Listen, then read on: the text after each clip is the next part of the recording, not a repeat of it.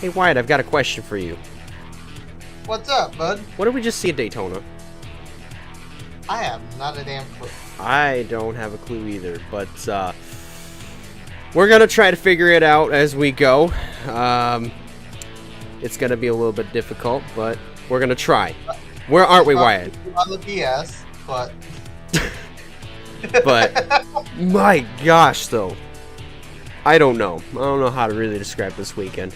But I do know what else to do, and that's welcome you guys to the 14th episode of GTN, the Gamers Talk NASCAR podcast. As always, I'm the host, Elijah Leonard. Co-host Wyatt Walker is over here. I almost called you something else.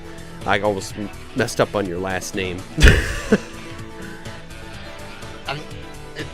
It's Wyatt, not Myatt, so I don't know how you would mess up my last name. Wyatt Myatt. We just need your evil twin Myatt. Apparently he done something I haven't. It's won an Xfinity race. Well, hey, this is... At least he's got that to hold over your head. But one thing that he did not win is this Xfinity race at Daytona, which I did not watch, of course, because, one, I was doing a live stream with some friends, and I wanted to tune into the race, but of course, there was that rain delay, so I was like, there's no point in just waiting and also draining my battery, so let's just go play some games with friends, right? Well, and here's my take on it. I waited for the rain delay, but I was in a call with Gecko while doing it, and I passed the hell out. And Josh filled me in on basically what the race was like in a nutshell. The first 80 laps, good racing, right? With 20 to go, crap just hit the fan. And yeah, I saw a bunch of those replays. Yeah, it went crazy. It was, I don't know, man. Okay, I feel like super speedway racing at Daytona at this particular stage of the season, irregardless of whether it be Xfinity or Cup, has gotten progressively worse.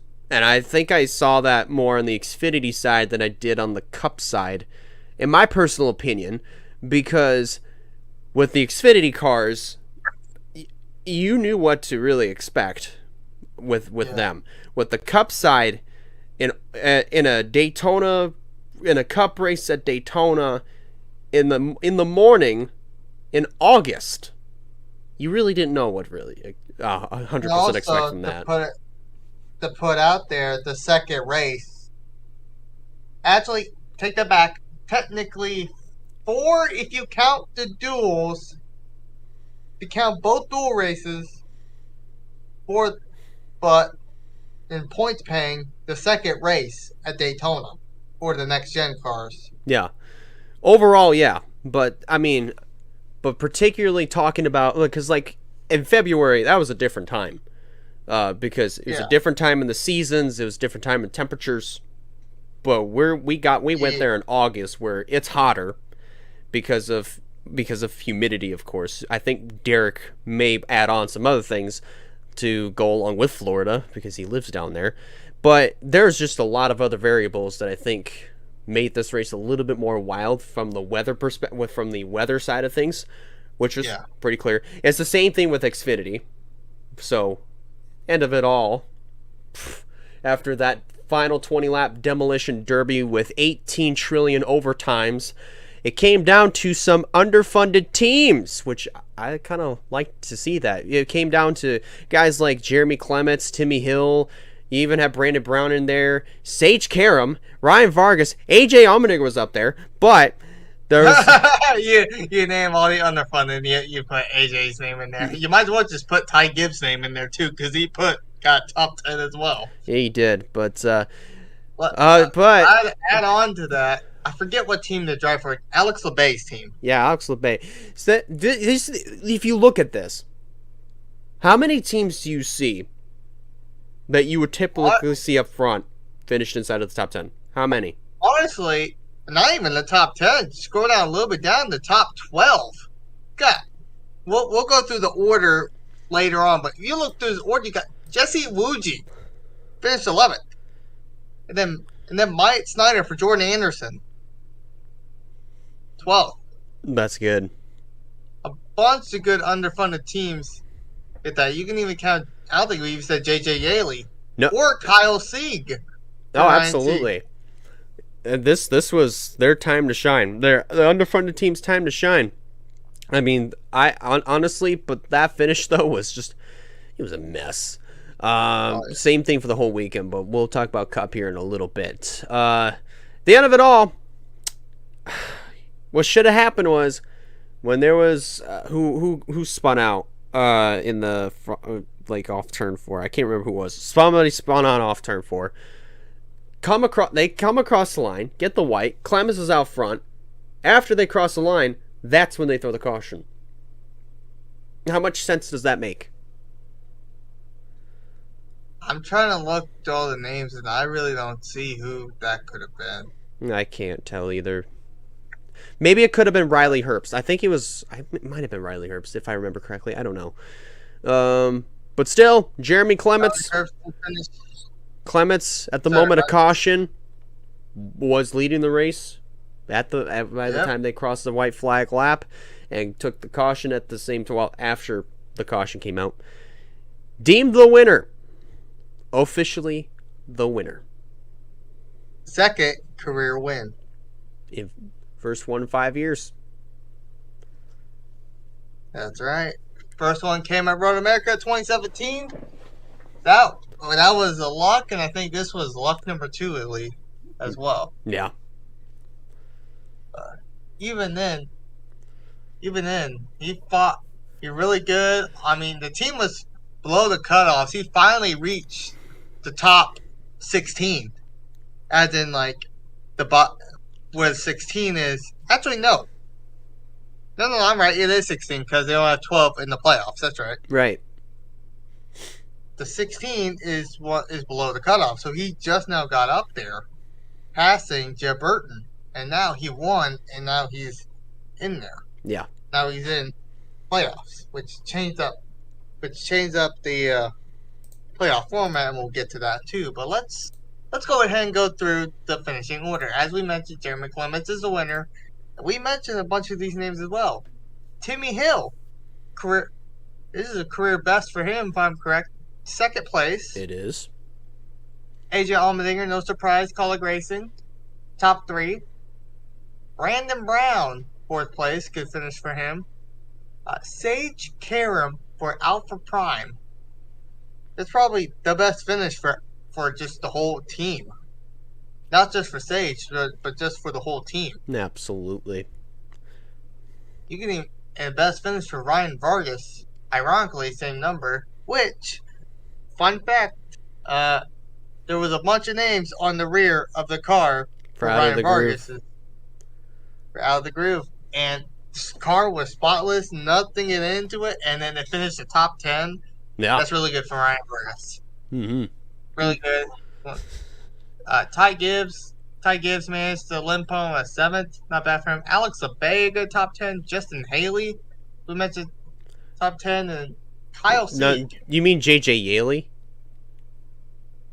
What'd I say? You said Justin Haley. Yeah, J.J. Yaley, I'm sorry. Thank you. I don't know why I said Justin Haley. If you kind of look. I think even at one point, Justin Haley, before he was known as Justin Haley, went as J.J. Haley at one point. I don't know. So, I mean, it's really easy to get their names confused if they're both named J.J. Oh, yeah, 100%. It's just like, it caught me off guard. I'm like, what did I say? So, J.J. Yaley, 9th. Kyle Sieg, 10th, right at top 10. And just like I mentioned before, 11th with Jesse Iwuji. Great finish for that team. Mike Snyder, 12th. Then you got Justin Allgaier, Austin Hill, Riley Herbst, Joey Gase. I'd say a good top 20 for them. Also, Blaine Perkins, 17. Josh Berry came home top 20. Daniel Hemrick, You got Brandon Jones, Jeff Burton. They got all these. Then you got the rest of these guys on accidents. Noah Gregson, Landon Castle, Matt Mills, Justin Haley, Ryan Sieg, Ricky Stenhouse, Cesar Baccarella. I probably butchered the name. Nope, you got it. Cesar Baccarella. Josh Williams, Bailey Curry, David Starr, Anthony Alfredo, Mason Massey, Sam Mayer, Nemechek, Creed, Joe Graff, and Sammy Smith. I felt bad for the kid. Wait, I can't hear you. What? Hold on.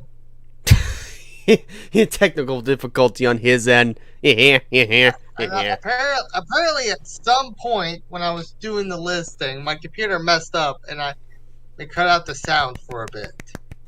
So I'm not having the technical difficulties this time. It's back to him. It's been doing that lately. I don't know why. Yeah. Anyways, I feel bad for the kid. I feel bad. Yeah. But I mean, and to be honest, with Sammy Smith, this was kind of expected for what I think this was his first trip to Daytona, so it's a learning curve. It's a learning experience. I think if he should he go full time for next year, I think he'll learn pretty easily. Yeah, he did win the ARCA. He did win that ARCA race too. Right. Okay. I was looking at the Anyways, you were saying about points. Yeah, if you look at the playoff points right now, everything's changed. Jeremy Clement now moves up to the 8th seed because he won the race, and now the points kind of shake up a bit. Riley Herbst is up by 107. Sam Mayer is up by 86. Hemrick up by 33. Landon Castle was only up by 12. Yeah. Big implications since he won out. Sieg's only down by 12. Creed 55. And then you got Alfredo 91 and Brown 98, which those guys are in. I'd say those two are must wins. But from Creed up, yeah, this is where this is going to be a good battle. Absolutely. So, basically, as I look at this, I would say it's only these next. I think the final 2 spots are going to be the ones that'll be contested the most for, between Hemrick and Castle, along with Sieg and Creed. Personally, Hemrick I feel like is in a good spot. Should he perform pretty consistently in these next 3 weeks?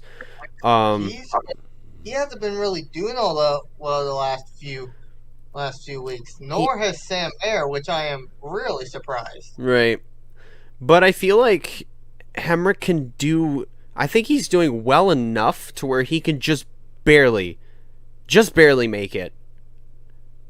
But he's not performing at the same level that he was last year when he was with Gibbs, but with Colic, it might have been it might have been a step down, but it's not an entire step down, you know? Oh yeah, definitely. And point out Riley Herbst. I feel like he has a really good run. Darlington, he might be able to get locked in by Darlington. Yeah. To be completely honest. Yeah. Maybe Sam Mayer. Well, Sam Mayer may wait till Kansas for that one, but I feel like the battle will be between the final 2 spots. Will be Hemrick, Castle, Sieg, and Creed. Right. And Creed's been able to point his way, slowly but surely, been able to point his way. Yeah, there's a pretty good chance. I do agree with Herbst. I think he, with a good run at Darlington, he'll definitely probably get himself locked in. Mayer is a question mark. But yeah, as I mentioned, Hemrick, Castle, Sieg, Creed, that's where the fight's going to be, mostly. But to be honest, Creed has been slowly getting more and more momentum I don't know if he's flipped the switch pretty late in the regular season, but I think that might be the case. But I don't really know 100% if he's going to be able to point his way in. If he can get by Castle and Sieg in this playoff point format, I don't know. Well, he's only 55 from the cutoff, so he needs to figure out how to get those 55 points and hope that Castle and Seek both don't have good days at the next 3 tracks. Which, if you think about the tracks coming up, I forget where they placed that. I forget where they placed that Darlington, but I know they have not gone to Kansas and Bristol. Going to be a pretty good wild card, to be completely honest. Yeah. For wild card for these guys, basically. Yeah. Yeah, I think, but I'm even then, I'm still unsure just yet. I don't know how to feel about Creed's chances right now, but we'll figure it out in these next 3 weeks for the Xfinity side. So, okay. And I'll just add one more thing on. Allmendinger still has a 58-point lead against Ty Gibbs for regular season standings. So keep that in mind. Keep that in mind as well when we come to these 2 races, because that's going to be a factor as well. Yeah. Coming to Bristol. Okay, so now let's go to the Cup side of the whole spectrum. This was the regular season finale. This is where all the chips were going to be thrown onto the table. And oh my gosh, they were for sure thrown on the table. I think even you threw the entire kitchen sink onto the table as well. You might as well have thrown the whole entire kitchen right onto the table as well. First off, race, unbelievably great right until you got down to about 23 to go. Because let's be honest here. Because it had the right amount of racing, had the right amount of wrecks like sprinkled around here and there, which was okay. Like I think we got a good amount of racing, we got cautions and here and there sprinkled around, but then we get to 23 to go. Oh my gosh, this is where the intensity picked up because of weather. NASCAR was doing everything they had to do to try to get the race in because they started at 10 in the morning, but then there were heavy rains coming in. So we saw the dark clouds. We saw the dark clouds and how dark they were getting. So with 24 to go, right? Go through turns 1 and 2. It's just fine, right? The next time around, here comes the rain again in turn 1. And everybody lost it. it's like everyone. It's like a glitch in NR 2003 where it's just you modify the grip level to, I don't know, you take it all the way down to 0, just particularly going into turn 1, and then they all just lose it. All but one guy comes out of that wreckage first. It's Austin Dillon. It's Austin Dillon who comes out first. Not just 2, probably a few more. Syndra got out pretty flawlessly. I saw that. Castle barely got damage. Yep, there was also Cody Ware. Truex basically stopped. He stopped. That's all I can really think of who really got through the wreckage near flawless. David Reagan? Yeah. But then the rains came. It was a 3-hour and 19-minute wait. 3-hour, 19-minute wait. When we were doing that reaction stream, we could have very well done something. I mean, you guys did, like, towards the tail end of the wait. I was watching a video that I dropped and was premiering right then and there. But as far as that was concerned, we could have done something within those 3 hours and 19 minutes. But then they got the cars, got the cars uncovered, refired the engines, and then it was a 16-lap sprint to the finish. Cole Custer had an issue, smacked the wall, somehow stayed green. Austin Dillon and the Chevy camp of Reddick and Gregson basically put Austin Cindric at a disadvantage, especially Austin Dillon. I mean, I understand he was trying to make a move for the win, but oh my gosh, you don't need to get into the back of him to make a pass. You don't. You especially don't need to be bumping going into the corner.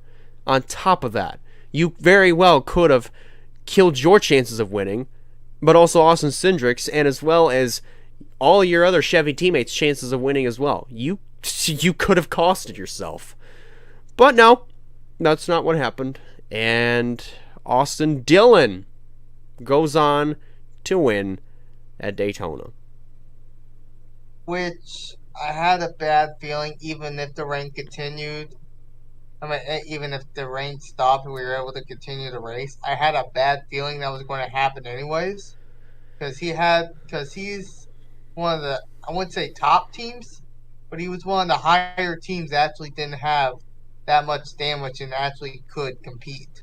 Yeah. So that's why Cindric, yeah, he was going to, but he don't have the experience to hold off Austin Dillon. I hate to say it. He didn't even have any other manufacturer teammates around him to help him either. So he was kind of a sitting duck at that point. Which also the winner actually ended up screwing a driver out, which screwed out my boy Truex. Yeah. Truex had it for a bit, but then he just started losing spots at the very end and then ended up making it. Yeah. Which I felt bad for him. I felt bad for him. But good for Blaney. I mean, he made it in. But he made it in at the expense of another driver winning and knocking Truex out in the process. Which I'm still kind of mad that Reddick couldn't even try to make a win. From what I've heard from an interview that he did with the press, he was content to push Austin Dillon to the win because Reddick was locked in anyway. He didn't have to win the race. He could have if he very well wanted to. But I bet it was team orders to push Austin Dillon to the win, in which Reddick was more content to do that, most likely, than to pass his own teammate for the win at the same time. Which, I want to point this out. I pointed it out like 3 times in the reaction live stream. We ended off the regular season with 16 different winners. Unfortunately, we're going in there with 15 because of Kurt Busch withdrawing his spot from the chase. For very understandable reasons, by the way. But still, it's going to be an interesting 10 weeks. Nonetheless. Let's be real here. Austin Dillon ain't going to make no damn long playoff run. No. He's not going to get past around the 16. I'm calling it now. He is not getting past around 16. Reddick, you just wasted an opportunity to try to win and get you more playoff points that could have helped you get to the championship 4. Yes, it was team orders to get Austin Dillon, but was it really worth it? If you're Tyler Reddick looking at this from a competitive side, no. You could probably tell somewhere deep inside of Tyler Reddick he wanted to win so bad. Probably. But then again, Tyler Reddick himself could deny that. But Tyler Reddick, the competitor, would he deny that? Probably not. Exactly. But man, I mean, of course the reaction of Austin Dillon winning was pretty split. There was one guy that I found on TikTok who watched the finish while driving on the highway, and he was like, "Yeah, RCR power, yeah, let's go. I told you he was gonna win." And then we had Josh. Josh was not happy, and he wasn't afraid to show it.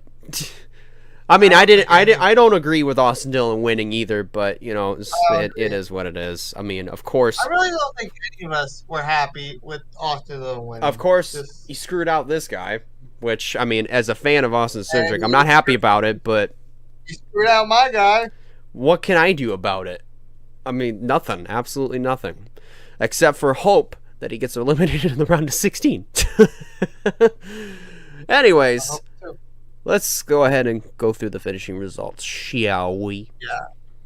So, as we mentioned, we got Austin Dillon as our winner, and Tyler Reddick, his teammate. I think this is the second time.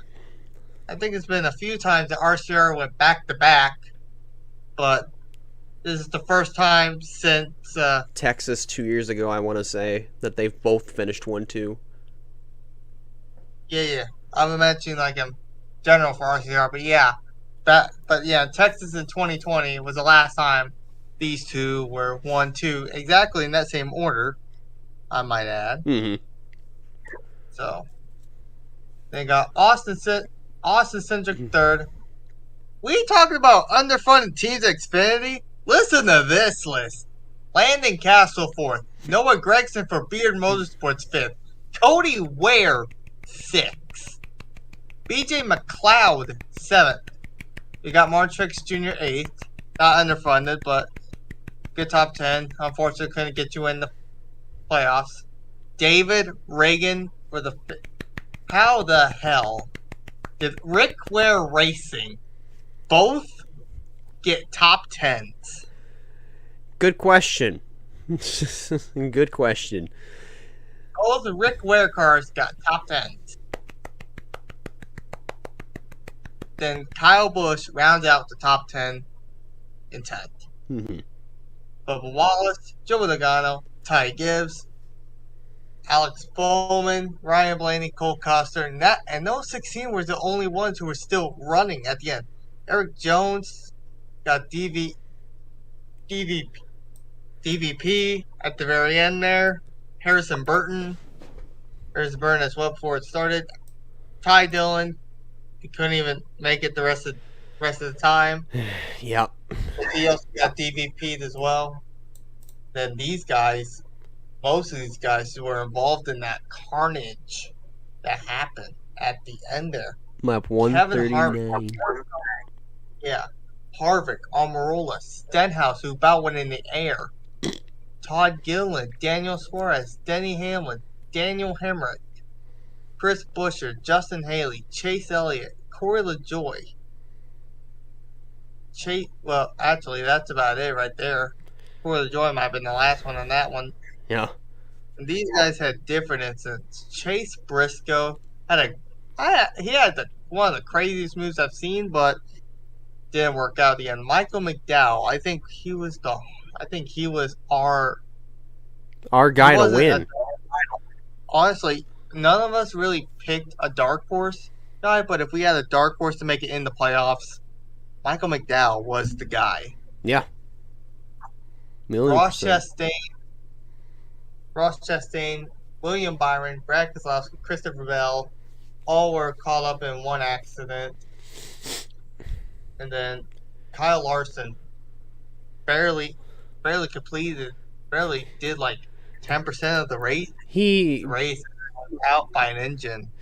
He didn't even complete a quarter of the race. Not even an eighth of the race.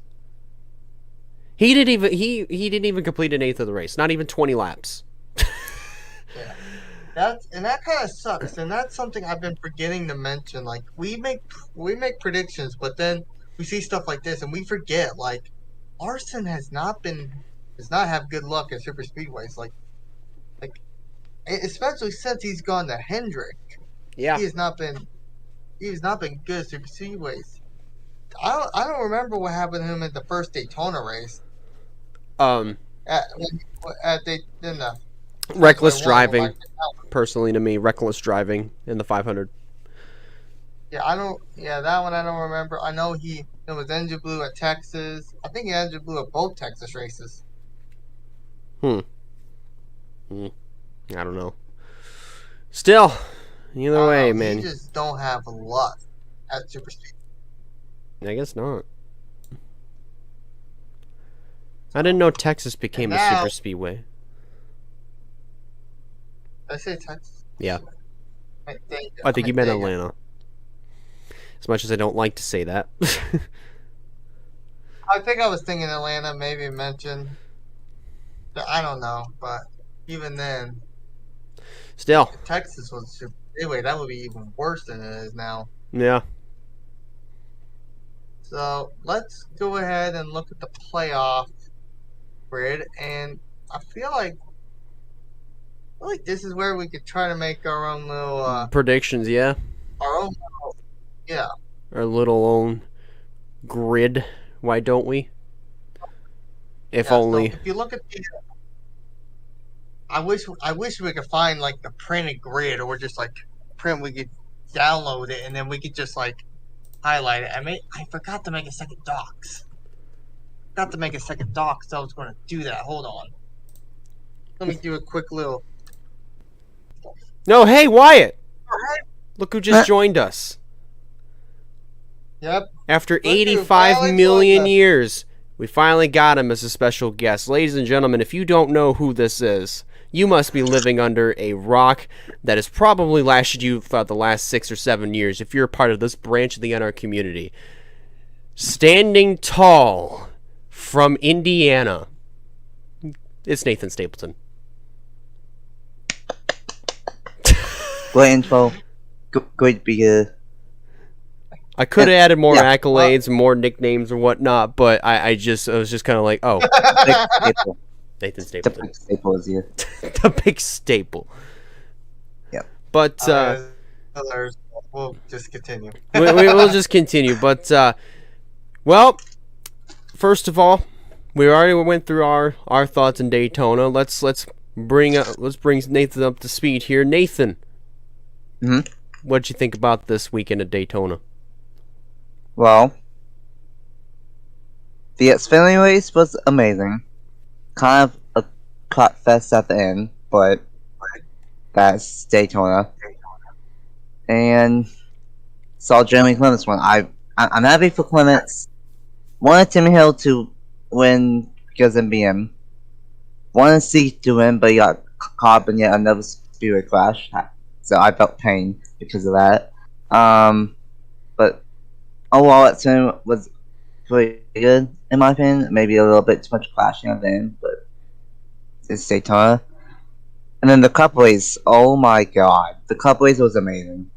The first 135 laps was absolutely incredible. Racing was intense, 2 and 3 wide for most of it, maybe only 25 laps of the good old true train, and it was great. Only like 2 or 3 medium ones, no little big one until the rain came, took out the whole field, and then the last 25 laps I did not like it whatsoever. I kind of fell off. Yeah, the last 15, 16 laps of the race was kind of just meh.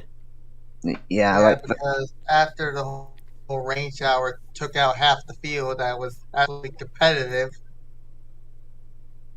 it went downhill after that one. Yeah. Oh, wow. So, like, basically the first 140 laps, it's all A. The last 16, 20 laps, F. It is meh. It is very mid.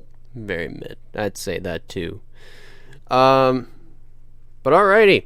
So, I think it's time. We've waited a long time to get to this point, gentlemen. It's time to make our playoff predictions. Now we're only predicting who will make it on, who will get eliminated, mostly who will get eliminated, which pretty much will tell everybody else who will make it on.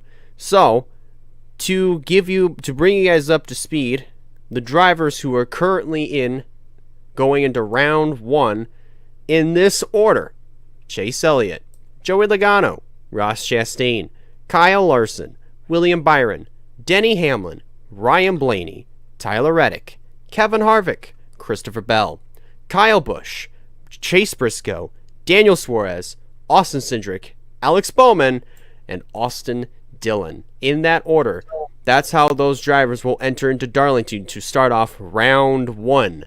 And ladies and gentlemen, we've already decided how we're going to make our predictions on this whole Chase deal, and we're going to start off with Wyatt here because he got his grits set up, and we'll go and screen share it. Why don't we?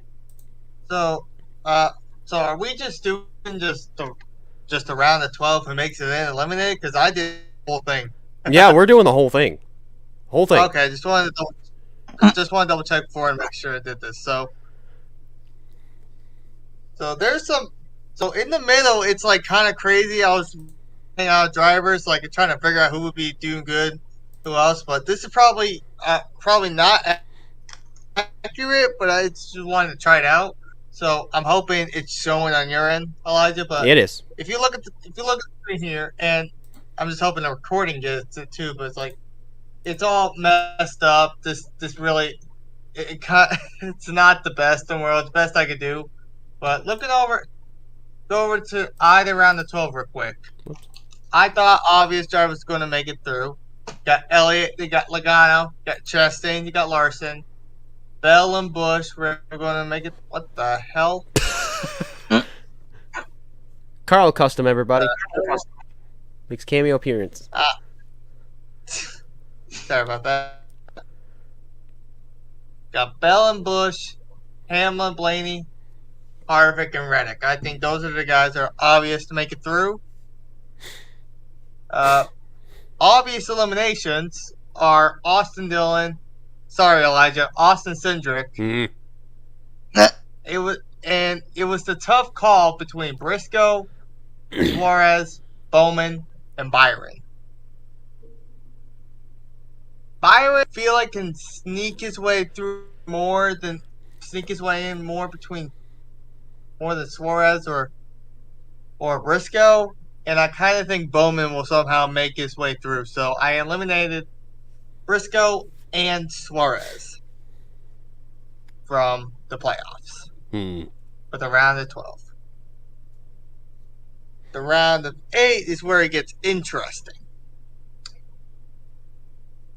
Elliott, Larson, Logano are also in.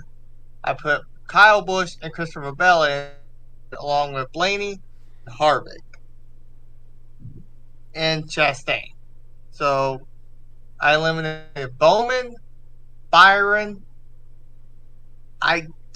Reddick's doing good, but I see him having a bad race or two coming up. I eliminated Reddick, and it was a toss-up between Hamlin and Harvick.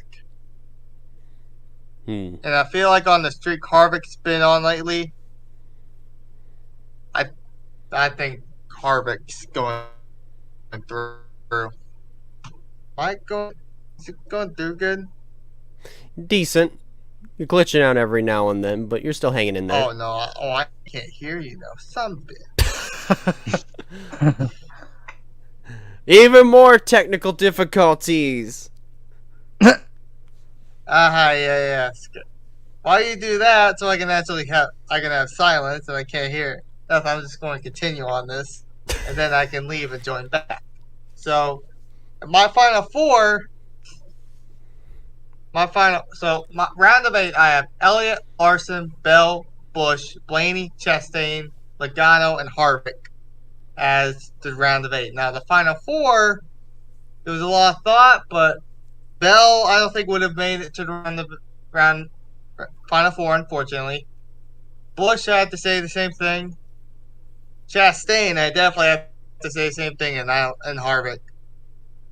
So I got Elliott, Larson, Blaney, and I hate to say it, but the way he's going, Logano's making it to the final 4.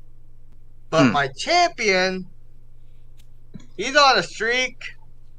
I think he's going to get a second champion, and it's actually going to be earned this time. No offense to 2020. I think either Harvick or Hamlin should have earned that one. But Elliott's going to win the championship this year. My prediction, that's it. So, and I will be. Alrighty. Well, Mr. Nathan Stapleton. Oh boy. You are up next, my friend. I am doing it in a very unique way, to say the least. I'm doing it FIFA 2 Maker. So basically, I got who I think will get eliminated in the round of 16, who I get eliminated in the round of 12, out of 8, who I think will make it to the Final Four, and then I will figure out who the champion is. So just right out of the bat, Arsenal is getting eliminated in my one. And then I think Briscoe, Bowman, and Dan Swords will also not make it out of the round of 16. Okay. Alright. Next, I am so sorry Senna's not making it out of the round of 12. That's pretty understandable. Hamlin's been severely inconsistent this season. I feel like the beef that Chastain and Hamlin are not done, and I think Hamlin is going to try to take out Ross sometime in the playoffs, but it won't work. And because of that, Hamlin's not going to make it out of the round of 12. And then I have Byron not making it out of the round of 12 either. I agree. And this might be a little bit shocking, but I don't think Logano's going to make it out of the round of 12. Ooh. Really? I don't think so. Hey, that's a shock for me. I don't mind it, but wow. And then my thoughts, I think, will not make it into the Final Four. I think I made a whole story on here. Because Hamlin tried taking out Ross early in the playoffs, and it didn't work out, Hamlin ended up taking out himself. Hamlin's going to try to take out Ross, and it's actually going to work, and Ross not make it into the Final Four. Yeah. And then, unfortunately, as much as I would love for this to happen, that's not making it into the Final Four. Yeah. I agree.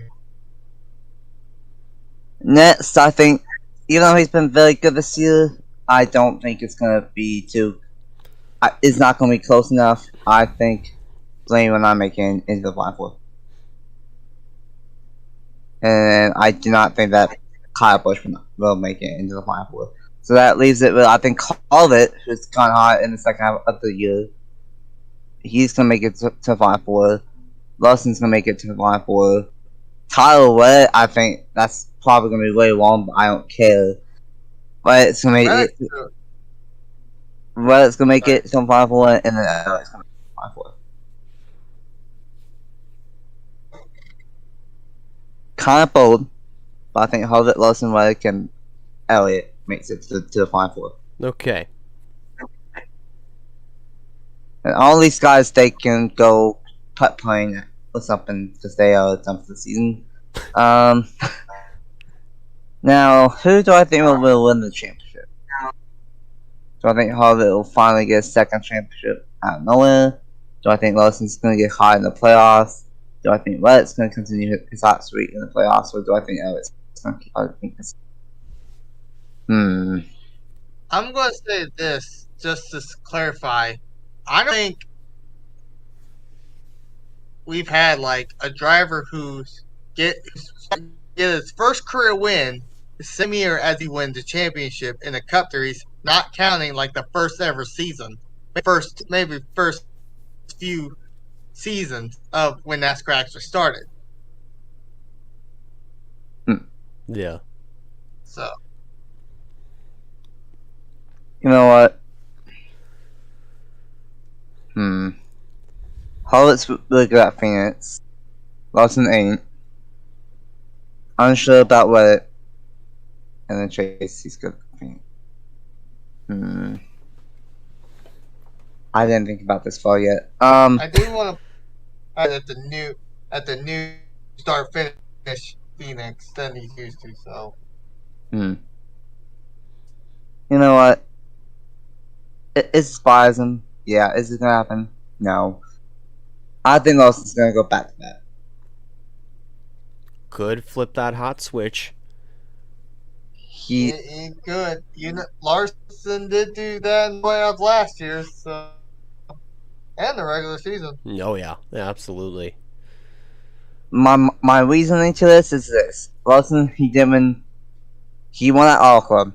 Then from Auto Club to Watkins, he didn't win until Watkins won. He was consistent, but he wasn't showing pure speed. I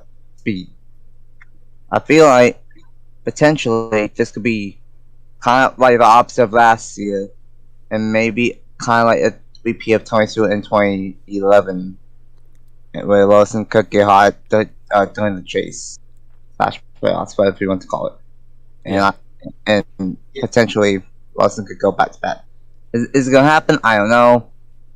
Is it biasm? Yes, but I am a Lawson fan.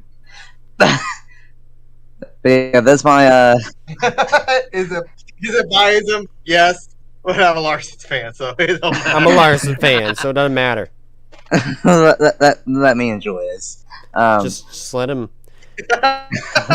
take in the moment here. I know I shouldn't have my phone during the show, so I'm throwing it back there. Anyways, so yeah, this is my playoff prediction. Austin Dillon, Chase Briscoe, Alex Bowman, and James Woods get cut in the round of 16. Sindritt, Hamlin, Logano, Byron cut in the round of 12. Chastain, Blaney, Busch, and Bell cut in the round of 8. And then Harvick, Lawson, Reddick, and Elliott make it to 5-4. And Lawson, I think, goes back. And Hendrick will go 3 in the Cup Series. So. Oh, God. Whoa. Alright, so here's how I'm going to do this. For each elimination, I will cross out each driver who I think will get eliminated from each round with each different color. For round 1, I'm using the color red. So, getting eliminated from round 1, let's get this out of the way. Austin Dillon. I do not see Austin Dillon making it through to round 2. Next guy who I think is going to get eliminated, Chase Briscoe. I feel like he'll make some noise, but not enough to point his way into the next round, because I feel like at some point he'll be in a must-win situation.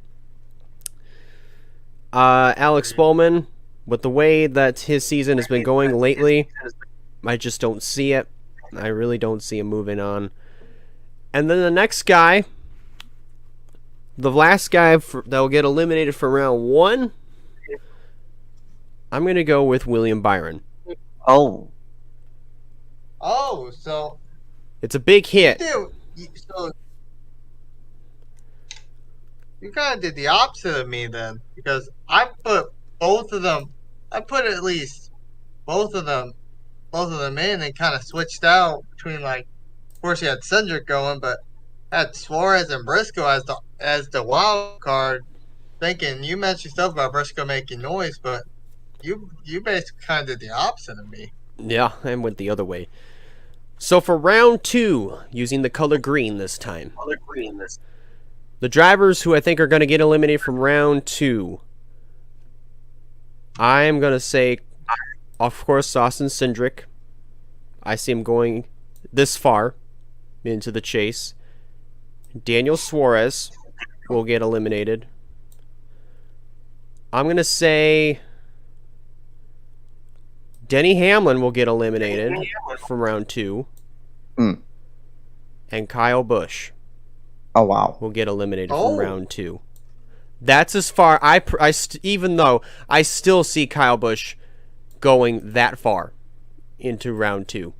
That's it. I don't see him going any further. I don't see him getting into round 3. I don't see him going into round 4, which is the final 4, but I don't see it. All right. So now on to the round of 8 using the color blue.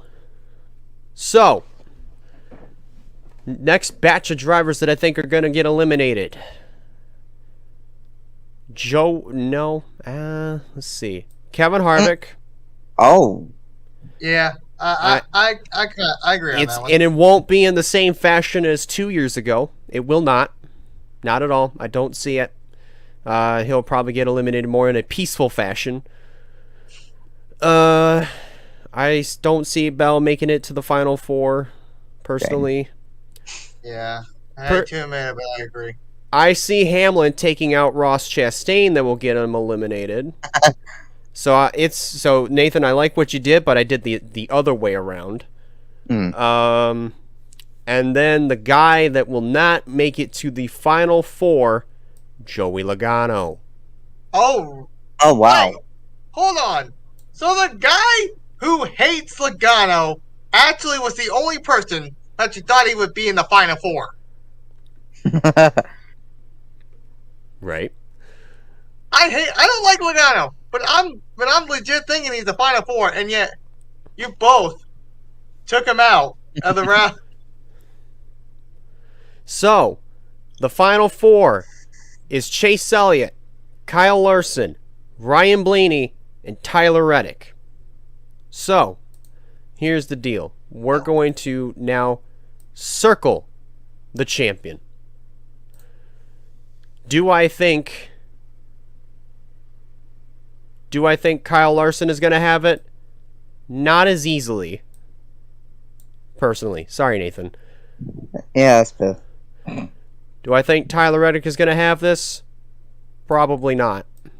Yeah. As good of a season as he's had this year, I just don't see it. Now, so this comes down to Chase Elliott and Ryan Blaney. The guy that is currently the most winningest driver of the year to who could potentially be the most winless driver of the year, depending on how his chase season goes. So who do I pick out of these two? Who do I pick? The guy who has been performing really well, or the guy who's been performing really consistently? Here's how I think this is going to go. Every single race, a driver who has been in the Final Four went on to win the race and the championship. I don't think that's going to happen this year. Oh. Really? The guy who I think is going to win the championship by pure consistency. Really? Oh, wow. Ryan Blaney, I think, is going to be the champion. Wait, so the guy who barely lucked his way into the playoffs because Kurt Busch resigned his medical waiver is going to be the guy you choose to win the championship. Listen, this man has been quietly consistent, whether if you want to admit it or not. Yeah, I think he was like filled in points before like the regular season like reset or whatever. He's been consistent all year. And he's gonna finish one spot ahead of Chase Elliott. That's the kind of season I think he's going to have when it comes to the chase. And let's keep in mind, he's won a race, but it's not a points-paying race. The only race he won is the All-Star race. Mm-hmm. Absolutely. Well, alrighty. So that is our grid. Those are our playoff predictions. Man. Well, that was fun. Excuse me. Anyways. So, I think with that in mind, there are a couple things that I think we do need to address when it comes to our breaking stories deal. Almirola, it is confirmed he is holding off retirement. He signed a multi-year extension with Stewart-Haas Racing, and he's not going anywhere for a couple years. So he'll be there for a while, which is good. I think that's good for Eric Almirola. Yeah. I mean, it sucks that he's not. It sucks that he's not tiring because that's a place that Kyle Busch. It's confirmed that Kyle Busch will not go. But it does good to see Eric Almirola back for at least one more year, and then that's probably going to be two drivers leaving next year if Almirola decides to retire 2023, and Harvick might end up retiring after that year as well. So yeah, it's going to be interesting.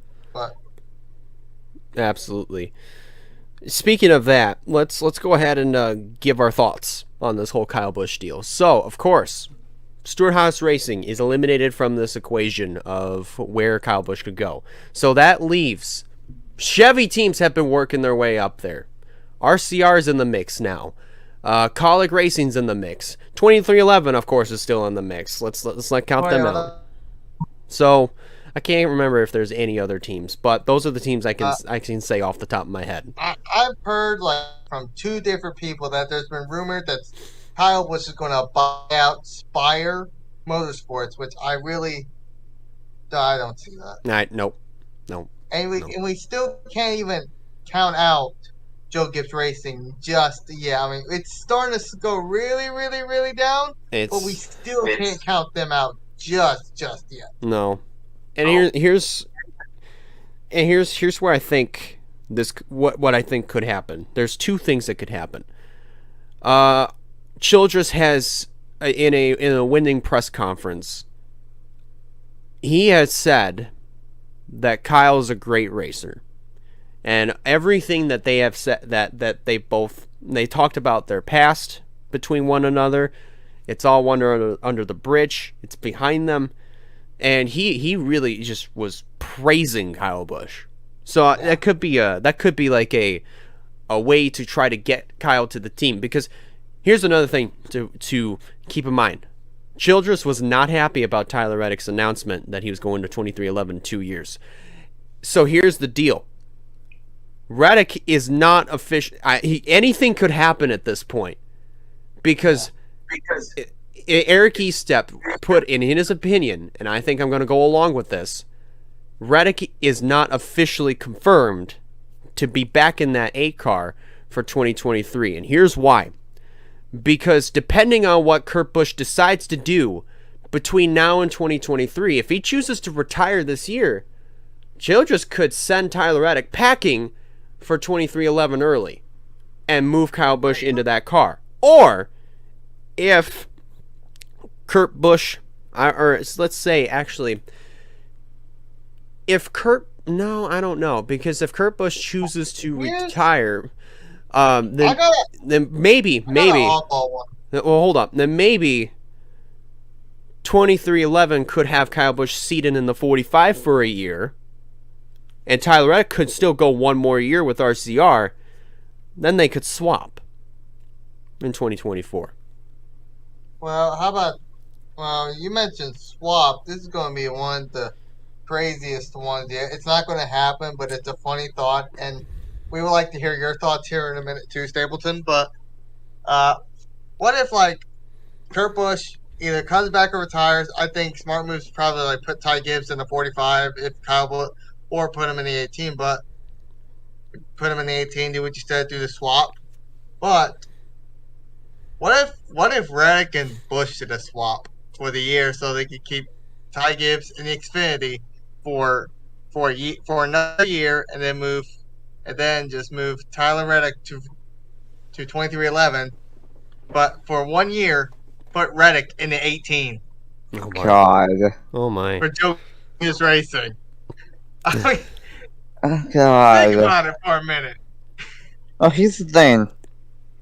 If that was to happen, that would easily be the best equipment Alberta has ever gotten in the Cup Series.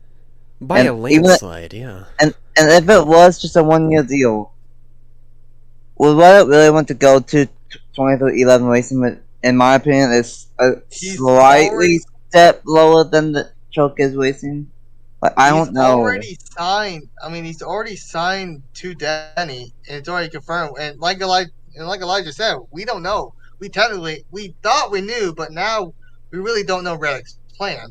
So it's not going to happen. I know it's not going to happen. It's just a random thought, random funny thought. But just imagine if that happened. I love it as a Reddit fan. That would be really cool. I don't think that's going to happen. What I think is going to happen is either one, Kurt's going to retire, and Kyle Busch goes over to the 45 for 1 year, and Ty Gibbs goes up to and Cup in 18. Here's another thing. Oh, go ahead. Sorry. Second option, everyone says where they are at. Kurt comes back, and it's just Kurt in the 45 leg from 8 somehow, and Kyle Busch in 18. Or, it goes to 45, Kurt Busch retires, Austin Hill goes to the 8, and then Kyle Busch goes to the call number 16, and then Ty Gibbs goes to the 18. Yeah, that was another thing I want to bring up too, and you basically just kind of said it myself. You just said it yourself, because Austin Hill is thinking that we think Austin Hill is going to replace Reddick in the 8 in 2024. That's kind of what's going on. Yeah, that's what I'm thinking too. But will it happen in early? I don't know. Well, that's and here's another thing. If Kyle Busch chooses to and RCR make a deal that he would go to Richard Childress Racing, would that mean should Austin Hill replace Tyler Reddick in the 8, whether it be sooner or later, does that mean that Childress makes a third car for Kyle Busch? If that's the question, then does that mean we bring back the 33? Or do we bring back a number that we haven't seen in a hot minute? That's a good question as well. 33, 31, 27, 07. Yeah. And I kind of want the same thing, say the same thing for Colic Racing as well. Because, like, if Kyle Busch decides to go to Colic Racing, here's my thinking on this. They would probably make figure out get a new third charter and just have, like, the 16 be the part-time like usual, and then just have like another number for Kyle Busch. But think about this: if Kyle Busch Motorsports went to Chevys, think about this: Kyle Busch would basically have like 3 teams have like a team in each series. If you think about it, truck series, a young driver development, the Colic Xfinity team. Like a step up, and then Colic Racing in the Cup Series. That's true. Yeah, that's really true. And here's another thing. I think if that were to be the case, like, because there's a chance you could go to a Chevy team, whether it be Colic or RCR. That would mean that KBM would switch over to a Chevy program, of course. And I think what that's going to do, that's going to help the Chevy program a long ways in the truck series, very long way. And I think that's going to allow drivers through the Chevy program to drive those trucks. Because I mean, as far as somebody like Corey Heim, he could stay at KBM, but I see him more as a Toyota guy. Yeah. Same thing for Chandler Smith. John Hunter Nemechek. He's driven a Chevy before, so I think he could stay there. Nemechek, I think, could do in different series has driven every single manufacturer. He has, yeah. Yeah, Nemechek could do anything pretty much in that scenario if that was to happen. Absolutely. So yeah, Nemechek I think would be good to stay. I just don't know about Chandler Smith or Corey Heim because I see them more as Toyota guys. I think Kyle Busch would love to have him, I think Kyle Busch would love to keep those two. My only concern is besides KBM, I don't know any of the Toyota teams besides Thor Sport, and they only have 4 trucks, and then Hattori, and they normally have 1 truck. Let's see, they have 2 trucks, and they're not really as good as they once was with only 1 truck. Right. So if KBM goes to Chevy, that takes out a whole entire 2, 3, 4.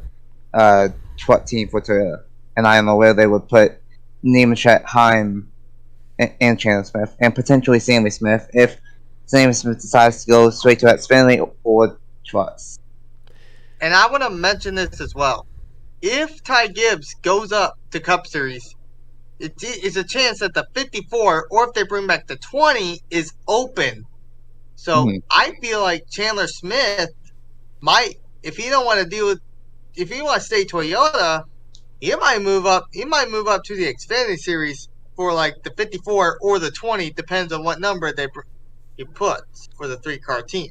Yeah. Hell, maybe even the 18. I don't know. And also, there's still the 9-car. So, which of course we thought was going to be Zane Smith, but he's returning to Front Row Motorsports. So, can that theory? They're not being no Sammy Smith. I'm just saying that now. But you also said something about Drew Dollar. Which would be a bad call from JRM if they hired Drew Dollar. Oh, yeah, it was Drew Dollar that was bad call. Not Sam. It was a Drew Dollar that was a bad call, not Sammy Smith.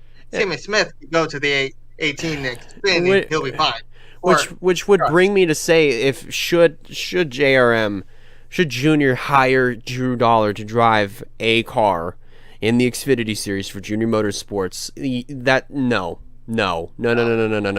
He doesn't even do all that well in ARCA.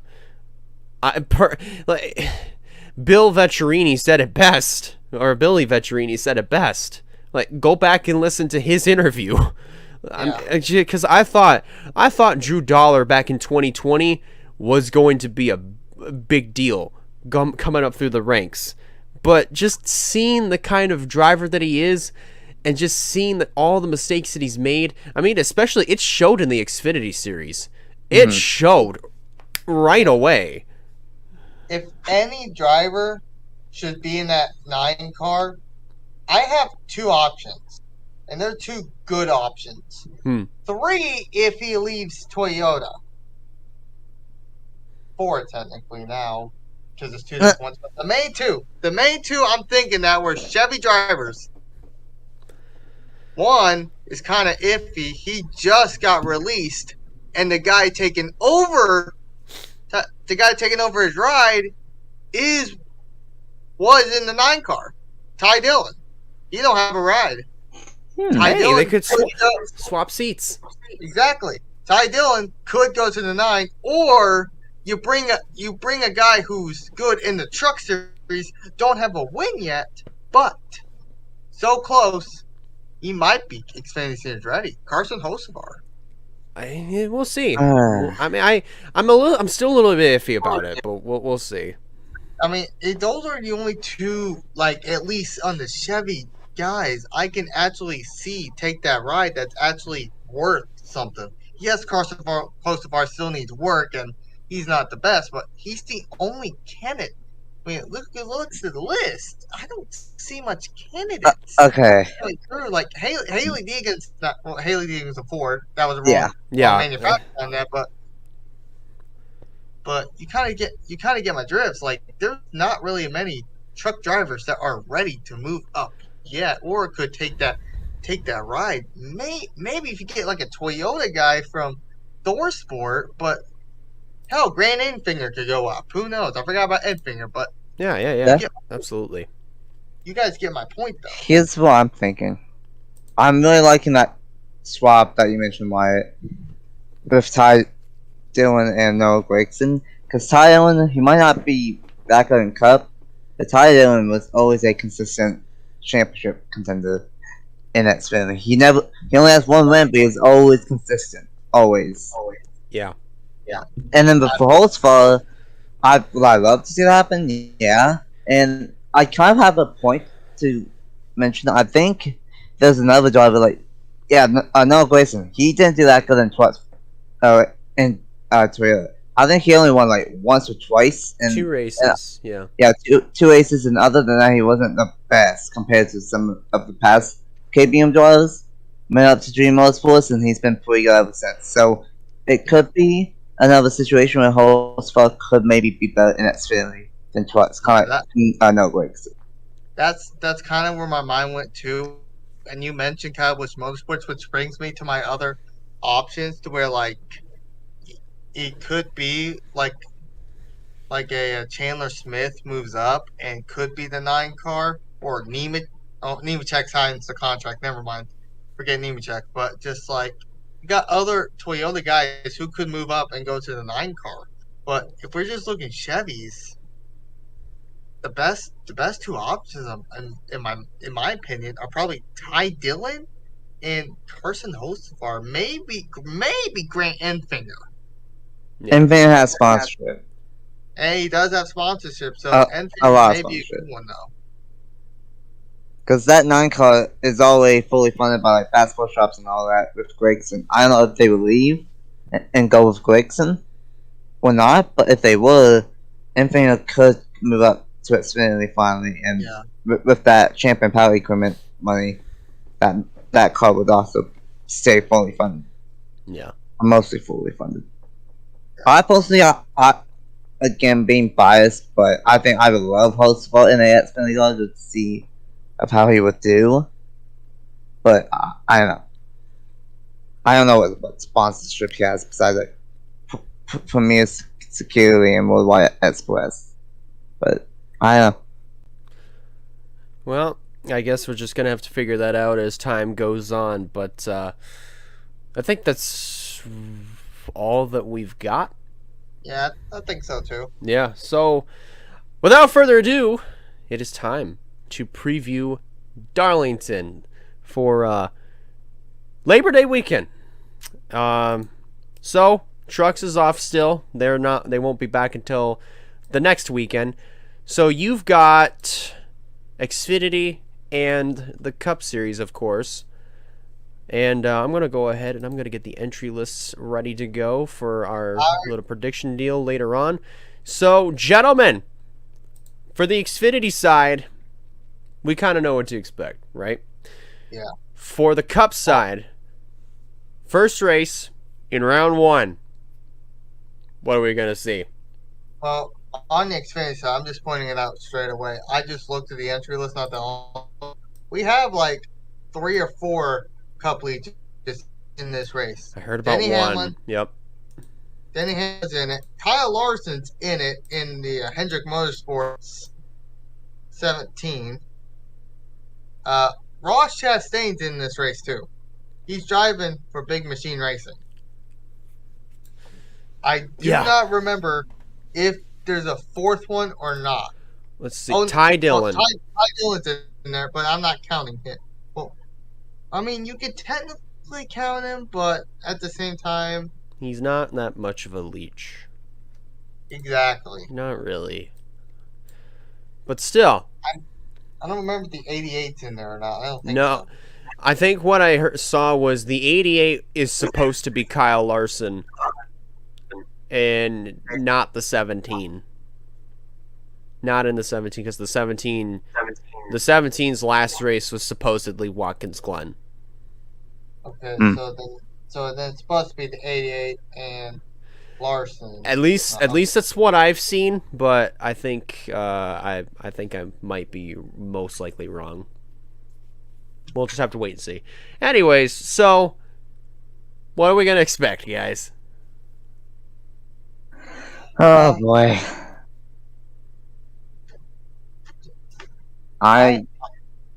Go ahead, Stapleton. Okay.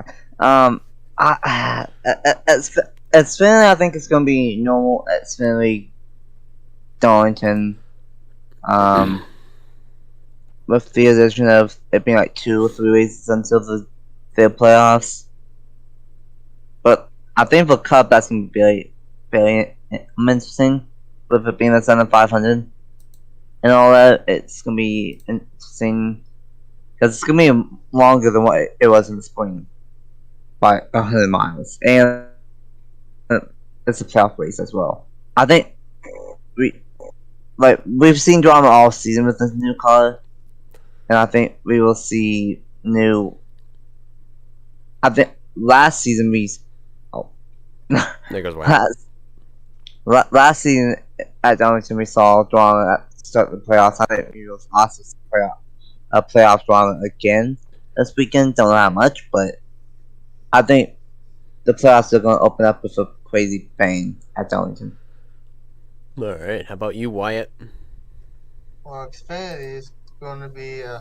Hopefully, we don't have the Leach 500 win this. Or race. You mean the Denny Hamlin 500? Or the Denny Hamlin 300, 250, whatever? Here's the thing. I complain about leeches, but I did not really complain about Larson when he won Watkins Glen. I actually enjoyed that one. That one was pretty I've never really. It was pretty good. For some reason, I saw Byron more of a leech than Larson, mainly because I didn't really see much at 88 than I did on that 17. If I had to be completely honest, but right. That still was a pretty good race, and now it's like you still got like basically 3 leeches who could come up and end up winning this race. 2 of them are good. Actually, no, 3 of them are good Darlington racing drivers. And keep in mind though, all 3 are in the playoffs, and 2 of them still have kind of a rivalry that will. If anything happens in the Xfinity Series, well it's going to happen in the Cup Series. Yeah. Yeah, absolutely. Oh boy. Well, should be pretty interesting. I'm gonna go. Do you got the entry list, Nathan? Yep. Okay, good. So now, without further ado, it is time for our predictions. Driver to win, pretty self-explanatory. Driver to stay away from is basically the guy that has been doing well the last couple weeks, or just coming up to a track where they just completely suck at. I finally figured out the definition. Dark horse is the exact opposite. I remember. My memory's back. Dark horse is the exact opposite, and should be pretty interesting. Xfinity race. Look forward to the Denny Hamlin 200. Not really. And then for the Cup side, should be a really good start to round one. So without further ado, special guest Nathan Stapleton, you are up first. Okay, so my driver to stay away from is going to be Sheldon Creek. Ooh, right off the bat. Alright. My driver to Jesus. My driver to be a dark horse. You know what? Screw it. Say my. Yeah, I like that one. Yeah, that's a good one. And my prediction, I don't think Hamlin will win, but it will be another Cup reach. I think Larson's finally going to get a Darlington race win. My driver to win, Kyle. And the test races. Pretty understandable. And then the Cup. Oh boy. Let's see here. My driver to stay away from. I am sorry, but I think Daytona is going to affect them at Darlington. Driver to stay away from MTJ. Unfortunately, I don't think he's going to have a good one at normally a track that he is good at. Yeah. My dark horse. This is going to be a little bit bold. My dark horse is going to be Carlos. Okay. Did you just say it's bold and it's Kyle Larson? In the same sentence? Well, let me explain. I don't think Larson's going to dominate the Cup race. That's why I think it's going to be bold.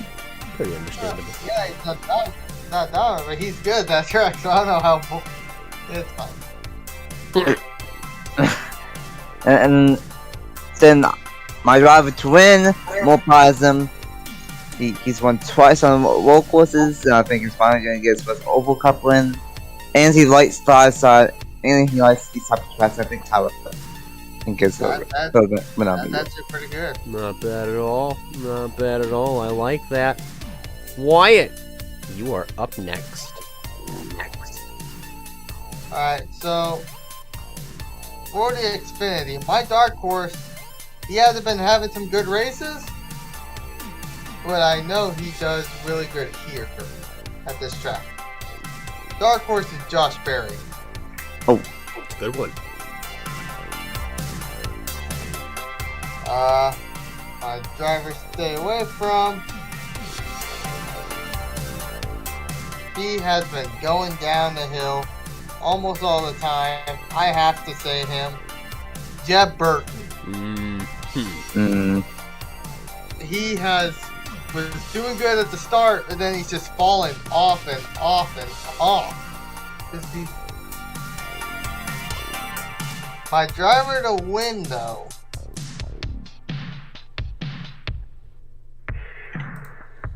I'm just gonna go for this. I think Ross Chastain. Oh, really? I think Ross may get it. Really? They've Big Team Racing's won. They've won with Reddick. Yeah. They've won with Reddick, so that team can win. Behind the wheel of a good Cup driver. So I'm gonna go with Ross Chastain. All right. Now, I do my when it gets to the playoffs, I do mine different. Like I just mainly use the playoff guys. You don't have to do it if you don't want to. I just like to do it just for fun. So yeah. So, looking at this, my dark horse.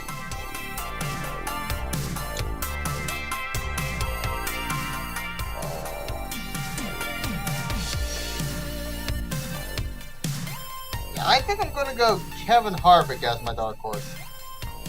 All right. That's not bad. Yeah, this one's pretty obvious. Driver, stay away from Austin Dillon. They improve. If I had to pick a second one, it's gonna be Cindric. I mean, what? I'm disapproving that. But yeah. My driver to win. Or unapproving that. Disapprove, unapprove. Same thing. My Anyway. driver to win. This one's tough. Because it could go with like 3 different drivers who are good. They're good at like the same thing. Good at like running that high line, be aggressive, Yeah. almost win the race. But I agree with Nathan, but it's going to be in the Cup Series side. I think Larson's going to win. Oh. I think Larson's going to win the Cup race. All right. Well, I also noticed something else. Apparently, on the entry list for J-Ski, they've got Kurt Busch listed in the 45. Well, he's not. He's Exactly. out. That's what I'm thinking. Like, He's right. why, J-Ski? What are you doing? Kurt's not 100% yet. We haven't gotten confirmation. Hey, if you look at the round the track, it's showing him down there too. Is there something that Kurt's trying to keep from us? Anyways, I'm joking. Watch Ramley. It screws a lot of this playoffs that Kurt Busch is able to be back at Darlington. He's just like, and he goes surprise! How's Surprise, it going, I'm back, guys? I'm back. Ryan Blaney's out. Oh, that. That That would would be Elijah so do it. upsetting. That would be so upsetting. Anyways, it's my turn. So, for the driver to win, I'm gonna say for my winner, I'm gonna go in a little bit of a different direction here. Noah Gragson, I think, is gonna be the driver to win. Oh, Yeah, I like that one. yeah, I can see it. Yeah, he's done pretty well at Darlington. I think he could probably pull something off.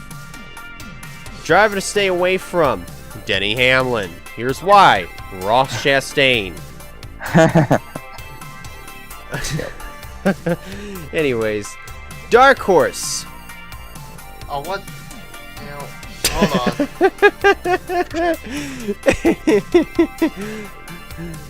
Dark horse. No sound, no nothing. Just went complete silent. Dark horse. John Hunter Nemechek. Yeah, that's a good one. Like, listen, I mean, Sam Hunt, when he puts JHN in that 26, he's honestly the best oval racer on that team, personally. And let's throw this in. The strongest one. Let's throw this in. Nemechek won Darlington in the Truck Series. Absolutely. So that's a good pick. So here we go for the Cup side. I'm actually gonna use chase drivers myself. So for the driver to win, he barely missed out last year. I think if he pulls this video game move and it pays off, he's got this in the bag. Mr. Kyle Larson, number 5. Driver to stay away from, 1,000,000% Austin Dillon. 1,000,000%. I see something happening to him. I'm broken toe link, personally. And I mean majorly broken toe link. Ty Dillon level broken toe link. From Daytona. Which brings me over to my dark horse. Which this is also kind of tough, if you ask me. Then again, is it really? There's a name that has not been said. Well, actually, I said it in a different series, but who is still a not bad pick in the Cup Series side.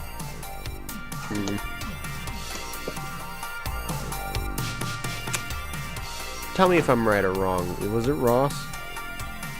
Yeah, Ross. Yeah. Ross is the guy I'm talking about because he had a good card, not just this year, but last year too. He'll do well, but he's not my dark horse.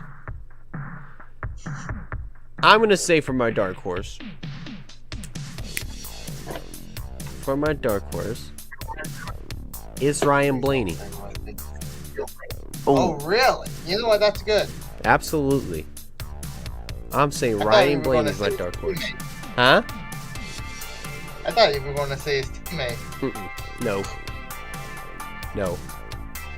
Chastain's teammate? No. Blaney's teammate. Oh. Logano? No. I was really hoping you weren't going to be biased for a minute. I mean, listen, I can be biased and say Cindric is the winner all the way. That's not happening. I don't care. If I dream hard enough, it will happen. He'll probably have another toe link. He'll have a toe link issue along the way. No, he won't. Toe link will be as strong as an ox. That toe link will be as strong as an ox. It will not break. No, it won't. If anybody's toe link is gonna break, it's Ty Gibbs. It'll if one guy touches him in the back, toe link instantly broken. It'll be Clash level toe link broken. We all remember that, right? Like 5, 6, 7, 8, 9, 10 different drivers go out with a broken toe link. Oh God. Anyways, all kidding aside, we got our playoff predictions on the Cup side out of the way. We got all the other shenanigans and whatnot out of the way. Gentlemen, any final thoughts before we get the Darlington weekend underway? Boys have at it. Go ahead. That's all I have to say. Is boys have at it. Have playoffs start with Bane for Cup, and hopefully want to get some more points and make it stay into the playoffs and that's Bane for the next 2 or 3 weeks. That's what I'm hoping. Yep. I want Hamlin for the spots to start the playoffs. That's what I want. All I can say is welcome to the 2022 playoffs in the Cup Series, and let's see who our Let's see from 10 weeks now who is our champion. Yeah, it should be very interesting. It's gonna be fun. It's gonna be wild. It's gonna be crazy. It's going to be exciting for the Cup side. As far as Xfinity, the Denny Hamlin 200, let's hope Denny Hamlin himself doesn't go to victory lane because then he would rig his own race up. But anyways, that's going to do it for our 14th edition of the GTN podcast. I want to thank you guys a lot for watching and listening on Spotify. Be sure to follow us on Spotify so that way you don't miss a single episode. And if you're watching this on YouTube, if you like this, be sure to give it a like. And if you haven't considered subscribing yet, I recommend you do so in order to keep up with some fine content coming out in the near future. That about does it for me. I want to thank Nathan Stapleton for joining the show. And on behalf of Wyatt Walker, I'm Elijah Leonard signing out. And we'll see you guys in the next one. See ya. See ya.